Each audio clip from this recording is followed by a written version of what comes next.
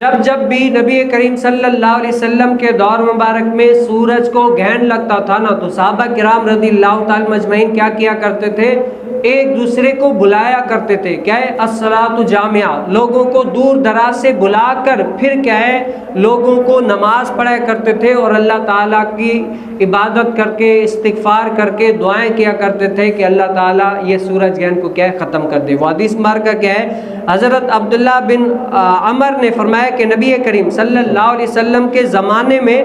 جب سورج میں گہن لگا تو یہ ندا دی گئی ہے، الصلاۃ جامعہ۔ نبی کریم صلی اللہ علیہ وسلم ایک رکعت میں 2 رکوع کیے تھے، پھر کھڑے ہوئے، پھر دوسری رکعت میں بھی 2 رکوع کیے، اس کے بعد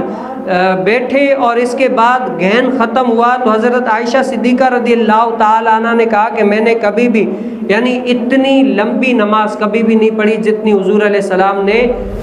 گہن کی نماز میں پڑھی۔ اب یہاں پر جو نبی کریم صلی اللہ علیہ وسلم نے احکامات ہیں،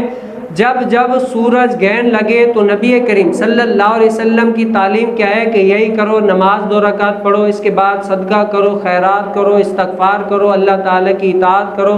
بندگی والے کام کرو، برائیوں والے کاموں سے بچنے کی پکی نیت کرو اور اللہ تعالیٰ کی رضامندی والے کام کر کے اللہ کو راضی کرو، تاکہ اللہ تعالیٰ کیا ہے ہمارے اوپر نظر رحمت فرمائے اور اس سے کوئی باطل عقائد یہ بھی نہ اخذ کرے کہ کسی کے زندہ ہونے یا کسی کے مر جانے کی وجہ سے یہ ہوتا ہے، نہیں، بلکہ کیا ہے، نبی کریم صلی اللہ علیہ وسلم نے فرمایا کہ یہ جو ہوتا ہے نا، یہ اللہ کی منشا کے مطابق ہوتا ہے اور اللہ تعالیٰ ان کے ذریعے سے بندوں کو ڈراتا ہے تاکہ لوگ کیا ہو جائیں، اللہ سے ڈریں اور اللہ کی بندگی والے کام کرنے شروع ہو جائیں۔ السلام علیکم ورحمۃ اللہ وبرکاتہ۔ خوش آمدید علامہ آصف قادری آفیشیل میں درس بخاری کی اس بابرکت سیریز کے لیے ہمارا چینل سبسکرائب کریں اور بیل آئیکن ضرور دبائیں۔ علامہ آصف قادری آفیشیل پر